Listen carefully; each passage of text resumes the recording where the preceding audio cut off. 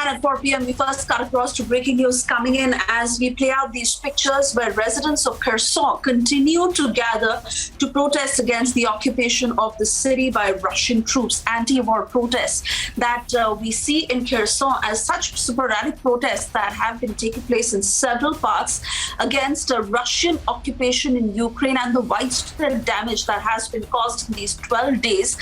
Ukrainians who continue to fight for Russian occupation to be brought down, and most importantly, ceasefire that has been declared in 4 cities that include Kyiv, Kharkiv, Sumy, and Mariupol on the request of the French president, but not much change that has been witnessed on the ground is what our reporters also tell us. Now, remember, all eyes are on the 3rd round of talks that are set to be held between Russia and Ukraine, and this is also coming on a day when Prime Minister Narendra Modi has had a 35-minute conversation with President Zelensky and a 50-minute conversation with President Putin.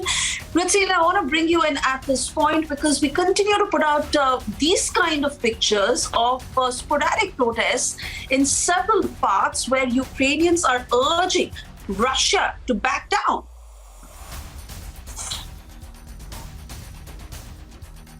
Has been going on for quite some time, at least the past 24 hours, Suesha, when we've seen thousands of people march through the city center. They've been waving flags, they've been singing the Ukrainian national anthem, they've been shouting patriotic slogans, including Russia go home and Kherson is Ukraine, and that's really what we've picked up from what our reporters have been telling us. Now, Kherson is certainly a key port on the Black Sea and the Dnieper River, and in that sense, strategically, very, very important city. Remember, this is also the first major city in Ukraine that both Ukraine and Russia have admitted to that it has fallen to Russia. So in that sense, these kind of protests really coming in after Kherson fell to Russia.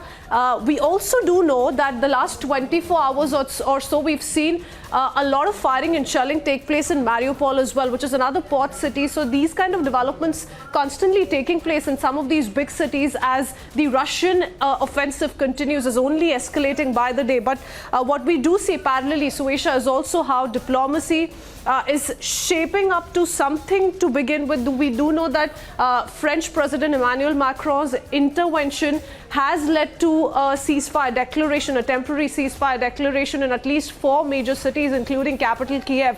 Now, we're yet to pick up on what's happening on that front because Indian time 12:30 onwards is when the ceasefire was declared. So whether or not the humanitarian corridor is really helping people get out of these cities safely remains to be seen. But let me go back to Priyanka on that, if she's been able to pick up more on what's going on as far as these big cities in Ukraine are concerned.